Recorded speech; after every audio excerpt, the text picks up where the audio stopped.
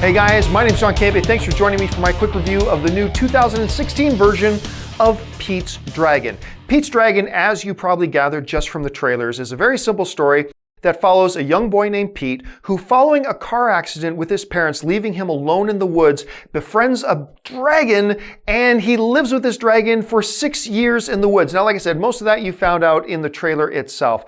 And I'm going to tell you right now, this is a very simple movie with a very simple story and very simple characters, but it is actually quite beautiful in its simplicity. And because the story is so simple, it puts the weight of the movie on the shoulders of the relationship between Pete and his dragon named Elliot, and it works incredibly. Now, the film stars adults such as Bryce Dallas Howard, Wes Bentley, Robert Redford, Carl Urban, and a couple of terrific childhood performances as well as a magical green dragon named Elliot. And I'm going to tell you right now, it works in spades. Now, you hear me say things like simplistic and very simple as far as the story goes and the characters go. Simple is not necessarily a bad thing. You can have a bowl of simple vanilla ice cream, just that simple. But if it's made right and it comes out at the right temperature and it's got the right texture to it, then that simple bowl of vanilla ice cream can be incredibly enjoyable and incredibly delicious. And that's what Pete's Dragon is. It is a very simple story with very simple characters that works incredibly effectively well, to the point that it is an incredible experience to watch. Now look, I am a dog person, and much like How to Train Your Dragon and the Dragon Toothless in that, they do treat the dragon with very much the behavioral, nature of dogs. And as a dog guy, I was just eating that up and loving it. I don't know if I would have loved it as much if I wasn't a dog guy, but I talked to a number of people who were not pet owners coming out of the press screening, and they all seemed to like it too. So as a dog guy, I completely ate it up and I completely loved it.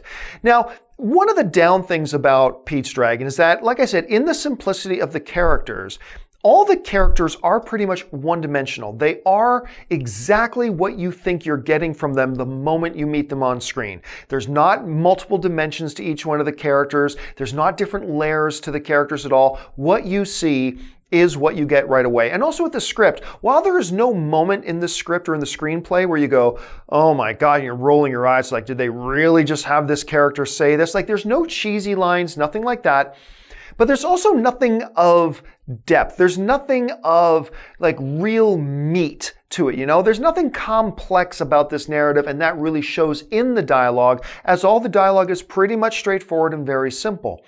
Again, though, all that simplicity means that the razor-sharp focus of the film really is on this story about a boy and his dog, or in this case, a boy and his dragon. And the relationship between Pete and the dragon is wonderful. You're smiling, then you're getting choked up, and then you're feeling thrilled and exhilarated when you see them flying through the clouds together like we see in the trailers. It just hit all the right emotional beats and all the right thematic tones throughout the movie to have you coming out of the theater going, damn it, that was a delicious bowl of vanilla ice cream. And that's what Pete's Dragon is. It's a delicious bowl of vanilla ice cream that I think, if you're not looking for anything with depth or too complex, but just done very well, even if on a very simple level, Pete's Dragon is the movie for you. I absolutely adored this film. I had a wonderful time with it. I was charmed by it. I laughed at all the right moments. I was choked up at all the right moments. Everything they seemed to do in the film really seemed to work for me. Yes, again, what's going to prevent this film from being considered like one of the top 10 of the year or anything is how straightforward and simple the story is, how straightforward the dialogue is, how straightforward all the characters are. But notwithstanding that, none of that will get in the way of your enjoyment of the film. And as a matter of fact, I contend that the simplicity on all those levels keeps the focus on where it needs to be with the boy and his dragon. And that's actually kind of why it works so well. So on my scale of no, go, or ROUTH for Pete's Dragon, I'm going to give this a solid go. Go and go see this film as soon as you get the chance. I think you're going to be glad that you did. Now, if you want a full explanation about what my rating system of no, go, and ROUTH really means, look in the comments section, or I should say in the description of this video, and you'll find a link where I give a full explanation of my rating system. But go is a good one. You should go and see it.